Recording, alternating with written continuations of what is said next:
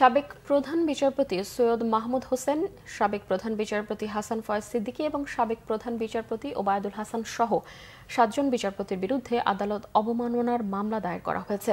সাবেক প্রধান বিচারপতি এবিএম খায়রুল হকের বিরুদ্ধে দুর্নীতি ও রায় জালিয়াতির অভিযোগ এজাহার হিসেবে নিয়েছে শাহবাগ থানা।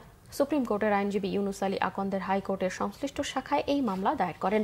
অন্য 4 জন বিচারপতি হলেন আপিল বিভাগের সাবেক বিচারপতি মোহাম্মদ ইমরান আলী, মির্জা হোসেন হায়দার, আবু বক্কর সিদ্দিকী ও মোহাম্মদ নুরুজ্জামান ননী। মামলা থেকে জানা গেছে, ক্ষমতা অপব্যবহার করে আইনগত এখতিয়ার বহির্ভূতভাবে অসাংবিধানিকভাবে আদালত অবমাননা আইন 1926 লঙ্ঘন করে কোনো শুনানির সুযোগ না দিয়ে আদালত অবমাননার নামে মোহাম্মদ ইউনুস আলী আকন্দকে শাস্তি দেন তারা। প্রথমে 2020 সালের 27 সেপ্টেম্বর শুনানির সুযোগ না দিয়ে সুপ্রিম কোর্টের প্র্যাকটিস সাসপেন্ড সহ আদালত অবমাননার রুল জারি করেন। তারপর 2020 সালের 12 সেপ্টেম্বর 3 মাস প্র্যাকটিস সাসপেন্ড সহ জরিমানা করা হয়।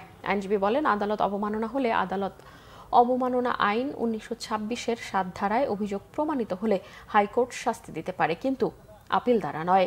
এই বিচারপতিরা ক্ষমতা বহির্ভূতভাবে শপথ ভঙ্গ করে শুনানির সুযোগ না দিয়ে অন্তর্বর্তী আদেশ দিয়ে প্র্যাকটিস ডিবার্ট করে, যা সংবিধান 11 অনুচ্ছেদে মানবাধিকার লঙ্ঘন।